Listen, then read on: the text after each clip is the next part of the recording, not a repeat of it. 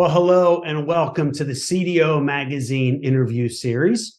My name is PJ Weidner, and I manage the enterprise sales teams for Pure Storage in Ohio, Kentucky, Indiana, and West Virginia.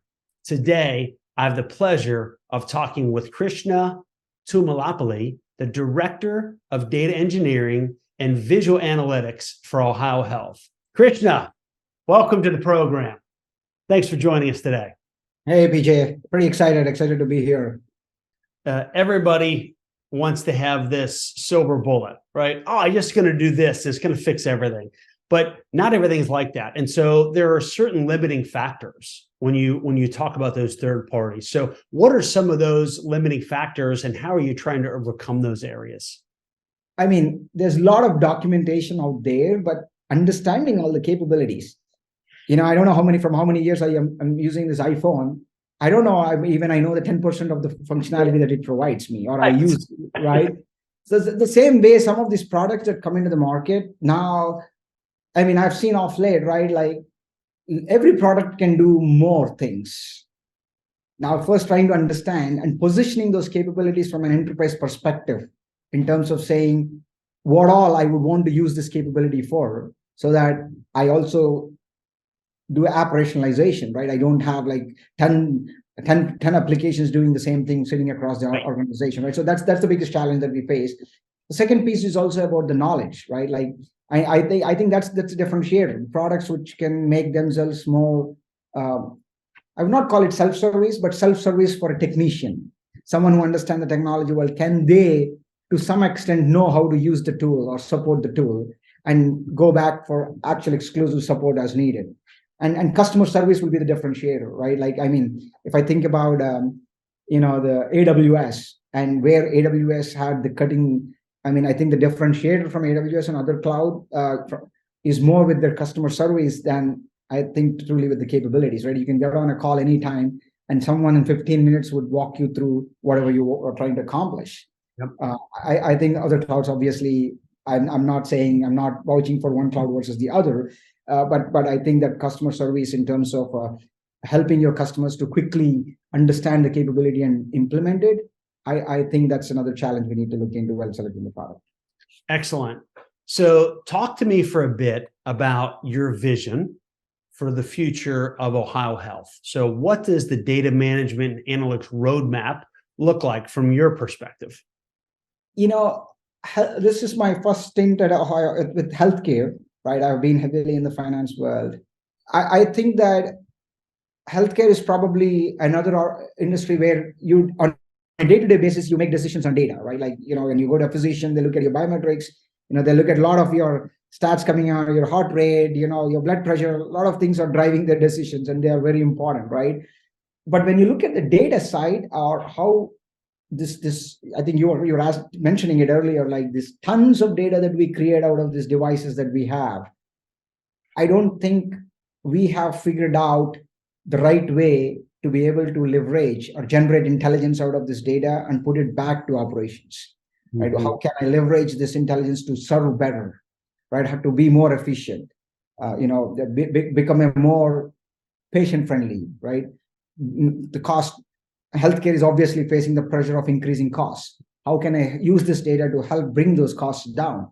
So the vision would be more about, we are trying to embrace some of these data-driven technologies, like data-driven decision-making capabilities, and taking these different functional areas, understanding their business, understanding the different steps where data can enable them to make better decisions, converting them into creating a roadmap out of that, putting an execution plan to that, and delivering on that.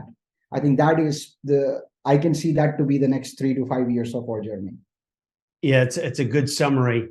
Leading me into my next question. So as you look at your crystal ball, if you look at, the future, what are some of the technologies and trends that you see are the biggest game changers in the next few years? I think definitely being in the data space, we have seen descriptive analytics. We went into predictive analytics. Now we are talking about generative analytics. right? Like the AI. I think it is very important to. I believe they are the game changers for sure. Like generative AI, predictive analytics, and all. They have the potential to be game changers. But I think the challenge is what is the right way to embrace them, right? Am I using it for the right thing? I think our leadership, I think, was primarily focusing on, I spend a lot of time with my team trying to educate them and educate myself on, hey, when is the right time to use descriptive analytics? What are the use cases for generative analytics? Do we know? It's not like we have a new toy in the market, let's find a way to use it, versus let us figure out what kind of use cases this toy is used for, and then try to fit that in, right? So while these are the game changers, and we want to embrace these technologies, the capabilities out there, bring them and incorporate them into our workflow and our decision making. But we want to educate our teams. We want to all levels, right? Starting from the top down, educate all them on what these capabilities are, and try to incorporate them into how we do things. Yeah, it makes total sense. Last question.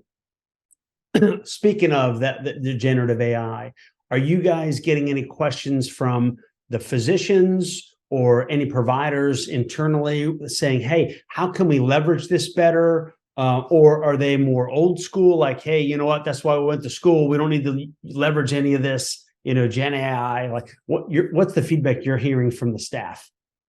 Oh, I mean, our physicians are like super smart guys, right? Like they are, right? I know that's why we trust. Yeah. And they are always challenging IT in terms of the capabilities that they need. Actually, it's probably the other way around, that they already started exploring, and they also started hearing from their counterparts and from the different product vendors on the capabilities that various products offer. So now I think the onus falls on us. Like when I say us, like the technology, right? The CDOs or the CDOs of the world, to say, okay, great, these are all great capabilities. Before we rush and embrace something, what should be our organizational strategy in terms of embracing some of these tools and technologies, right? I think the pressure is on, both from external and also internally from our physicians, and we are trying to always leverage their subject matter expertise and guide us in the path of understanding what capabilities they need, so that we can quickly come and provide them the solutions that can help them. Well, that's going to be the secret for all of us, right? Is figuring out, how do we leverage the technology to produce better business outcomes? How do we leverage the technology to improve our lives? So that about wraps up our time together. Krishna, thank you very much for joining me today. And for everyone watching, remember, you can visit cdomagazine.tech for additional interviews. Have a great week. Hey, thanks, PJ, and thanks, CDO Magazine. This has been awesome.